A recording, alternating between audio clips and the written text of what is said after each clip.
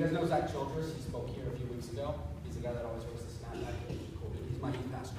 Well, over the summer, I interned with him, and so I got to work with him all summer, so that was pretty cool. Well, he went and spoke at this place called Camp Unite.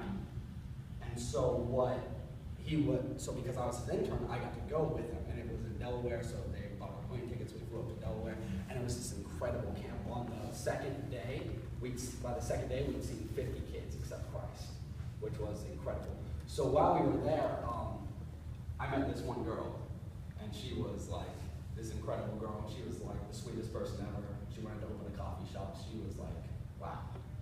And so I was like, I am going to impress this girl. That is my goal at this campus. I am going to impress this girl. I know I live in Georgia and she lives in Delaware, but it's not that far. It's really the distance between us, it doesn't matter because of love. You know what I mean? Well, at this camp, they had a 3-on-3 basketball tournament. Well, for all of middle school and a little bit of elementary school, I had played basketball. And I thought, oh, I'm great at this. But I didn't remember that I had played since like 8th grade. So it had been about 3 years. So we have this 3-on-3 tournament, and me, Nick, and JC are on this team. And so it was like incredible. Like JC would pass me the ball and I'd shoot and I'd miss. And then like I'd be walking and JC would go over the shot and he'd go and he'd miss. And so like we were playing so hard. Well, the games were only 7 minutes long. So at the very end I was like, yeah, that was awesome. That was incredible. And JC's like, yeah, we lost 7-0. And I was like, oh. And so thankfully she wasn't on the side. I know she was watching, but thankfully she wasn't, where she would have seen me it was bad. Like every shot I shot went over the goal. Like I didn't even hit the backboard. And so the reason I tell you guys that is that was kind of just an example of just like doing something shamelessly. Have any of you guys ever done something shamelessly? Like you weren't scared, like you thought, oh, this is going to be awesome, whether we win or lose, like you just did it. You didn't care if you got humiliated because maybe you were trying to impress someone. Has any of you guys ever done that? No? Cool. Well, this morning we're going to be talking about Luke 11. If you have your Bibles or the Bible app, you can flip to there now. We've been talking about Luke 11 all this whole series. It's called Living on a Prayer. The first week, Zach talked about the beginning of the Lord's Prayer, where it was our God, our Father, and he talked about what it means for God to be our Father. Then the next week, Andrew talked about give us our daily bread and what that looks like and how to pray for God to give us our daily bread. And last week, Matt spoke about forgiveness and the importance of forgiveness and how can we not forgive after we've been forgiven so much. So I'm going to talk about the next part of this passage is one of my favorite parts of the Bible because the Lord's Prayer ends right there, but Jesus doesn't stop with the Lord's Prayer. And typically people just say the Lord's Prayer and that's it. They don't pick up at this point. So in Luke 5, Jesus says, then Jesus said to them, suppose you have a friend, and you go to him at midnight and say, friend, lend me 3 loaves of bread. A friend of mine on a journey has come to me, and I have no food to offer them. So Jesus is kind of trying to talk to these guys through a parable. So he's setting them up with a story where he's going to convey this awesome point at the end. And so right there, he's talking about, so at the time, they would have to travel in the night because it was so hot. And so they would travel throughout the night. And so he's saying a friend has arrived at his house, and he's saying, dude, I've been traveling all night. I have no food. I'm hungry. Can you hook me up? And it continues in Luke 11:7. And suppose the one inside answers, don't bother me. The door is already locked, and my children and I are in bed. I can't get up and give you anything. Now, this isn't like for us. Like we could get out of bed, walk downstairs, and go to our pantry. That's no big deal. So when he said, I can't get up, he literally could not get up because, let's say this is a Palestinian house. Over here's the door. Well, it was just like one large room. So we'll start over here. Right over here is the parents' bedroom. So your mom and dad are sleeping right here. Well, right next to them would be where you sleep. So yeah, you'd be sleeping next to your mom and dad, which would be really weird because they're still making babies, and that's really awkward. And then next You've got like your kitchen area, and so you've got like this heated stove and all your stuff here, like I imagine the kids' toys would be right here. So you're tripping on like Legos. And then at night they would pull the cattle inside to make sure they didn't get robbed. So now you've got like your sheep and your goats and all of that right here. And then you've got your door. So at this point, for him, you're over here, and you're like, hey dude, I need some bread. I'm hungry. I've been traveling all night. Can you help me out with some bread? And then you're over here. So at this point, you have to wake up your wife, wake up your kids. You're tripping over Legos, and then you've got to like push through like the sheep, and they're going nuts. So now you've got like bag of sheep, Legos, woken up kids, and woken up wife, and it's like 3 in the morning. Nobody really wants that. Like that's not fun. So at this point, you've basically woken up his entire family and all of his cattle. So that's, he's not wanting to get up and give you bread right now because that would require a lot of him. And so Jesus continues on in verse 8. I tell you, even though he will not get up and give you the bread because of your friendship, yet because of your shameless audacity, he will surely get up and give you as much as you need. And so what's really cool about that is Jesus uses a really cool word that's probably one of my favorite words ever, and it's audacity. And audacity is the willingness to take bold risks. And what he says right before that is shamelessly. So it's kind of like where I was playing basketball and I didn't care if I got humiliated. That's like, he's saying, without fear of humiliation, without worry, without caring like about what people are going to either what people think about it or fear that it's not like a good enough prayer for God. That's what he said. He's like, come to me boldly with shameless audacity. And so he says, despite that, he's going to get up and give you the bread. Well, the question I want to give you guys is, if that's a man who has to go through his wife, his kids, the Legos, the kitchen, and the sheep to give you the bread when the guy asks for it, how much more is God, our Father, going to be willing to give to us when we come to him with shameless audacity to ask for it? And so it continues on in Luke 9. So I say to you, Luke 11, verse 9. So I say to you, ask and it will be given, seek and you will find, knock and the door will be open. For everyone who asks receives, and the one who seeks finds, and the one who knocks, the door will be opened. So if you could ask God for anything, what would it be? Tell your neighbor, like right now.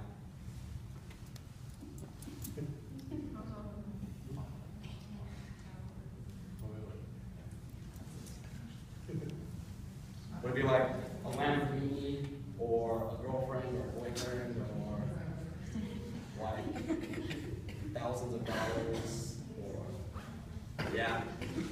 This guy wants to get married. He's getting married tomorrow. That's what he wants.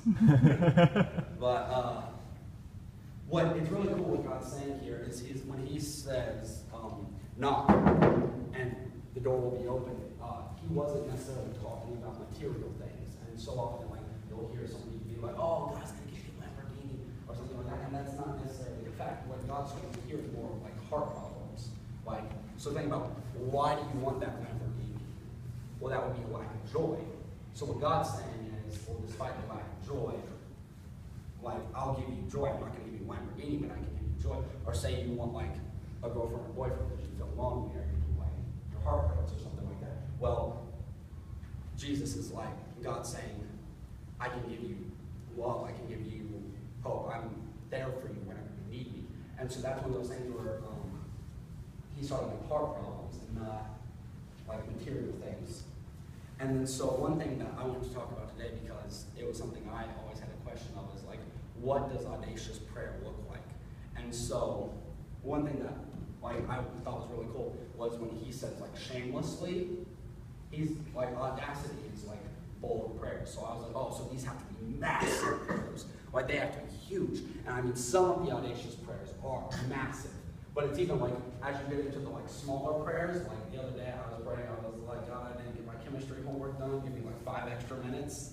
Like, and it's like the little stuff he's saying, don't be afraid to ask for that. Like, come to me shamelessly, don't be like scared of humiliation or worry or what I'm gonna think. Like, I don't think that prayer is too small.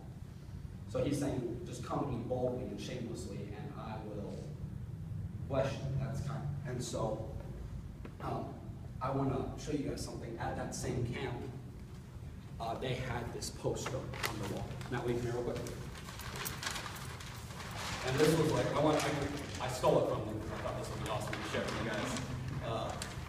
But the poster says, I'm going to turn it around real quick. It was a poster that said before I died. And what was really cool was like, these were 6th graders and 7th graders that were writing this. So you kind of really get an idea of like this audacity, like I want to make the blind see. I want to I want to make a change in the world. I want to be worship for a lot of people. I want to find a cure for cancer. I want to be a missionary. I want to spread the word of Christ. Cure for cancer. I want to get a degree and be an FBI agent. Like, these were their prayers. And I mean, the thing is, when you're younger, I mean, I really think that's what God's talking about when he said you're going to come to me like a child. Is because as children, you really don't care what people think. Like, I had a kid the other day when I was, I helped out at our church, and there was this one little girl, and she was like, your hair looks ugly today. Like, kids are like bluntly obvious. I mean, not obvious, but like honest. Honest. They're bluntly honest. And so it's one of those things where it's like, they don't care what people think. And so that's why God really says, come to me like a child. Because like, children aren't afraid to say, I want to make you blind see. I want to spread the word of Christ. I want to find the cure for cancer. Like, that stuff's not impossible. I really think that's why, like that song we're singing today, Unstoppable God, it says in there, impossible things in the name that will be done. And that was really, really cool to me because that's those things that seem so impossible to us aren't that impossible to God because he's an unstoppable God. And so as I was thinking about this in Audacious prayer, and I really felt something in my heart, and it was kind of like this call to a specific prayer, and I'm going to challenge you guys to pray this with me, because it's kind of a scary prayer. It's one of those prayers that like kind of like, I was like, wow, that's really, really big. And so I heard this quote, I'm going to tell you guys in a second, but I heard this quote the other day, and it said, I despaired at the thought that my life might slip by without seeing God show himself mightily on our behalf. And that really like hit me, and I was like, wow. Like, could you think, like, we have an opportunity now in high school. Like, could you imagine this high school on fire for God? Like, just kids all over loving Christ. Like, not just 25 kids in the room, but like hundreds. And so that's like my prayer has become, and I'd like to challenge you guys to pray this with me, shamelessly and boldly to God, is that we would see 300 kids come into the experience by the end of the year. And that's like, that's a whole lot of kids. And I mean, imagine all those kids accepting Christ. That would be incredible. And imagine the school, how it would change. Kids loving each other, respecting each other. Bullying wouldn't be a problem. Disrespect wouldn't be a problem. Everybody would just love each other. That'd be like, they would be like Christ. That would be incredible. And you really see some of the biggest movements of God, or some of the biggest acts of God, start with bold prayers. Like, have any of you guys read Joshua? Joshua, right before he was going into this battle, like the sun was setting and they were going to be able to finish this battle, and they were like halfway through the battle. So Joshua prayed, God, make the sun stand still. And the sun stood still in the sky, which is crazy to me. Or like Moses right before the Red Sea, like he's like, there, the enemies on our, right in our hills. God part the water. And so it started with those prayers, but then also their willingness to take that step forward. Joshua led his army into the battlefield expecting God to make the sun stand still. And Moses stepped into the Red Sea expecting God to part it, and God did. And God showed himself in mighty ways on their behalf. And I would like to challenge you guys to pray with me that God would show himself mightily on our behalf, and to take this school, just like he made the sun stand still, just like he split the Red Sea, that he would bring hundreds of kids who have never heard of Christ or have never had a relationship with Christ to come to experience an incredible and abundant abundant life with Christ. So I would just like to challenge you guys to pray that with me over the next couple of weeks as we go into the next semester. And just by the end of next semester, that we'd see 300 kids coming to the experience, because that would be incredible. And the thing is, the reason it's really so big is I want it to be something so big that at the end of it, we can say, we didn't do that, God did that. Because when it's something that big, the only thing you can say is that was God. And then the other people, like you saw kids walking by and they're looking in here like, what's going on in there? And you'd be like, it's God did that.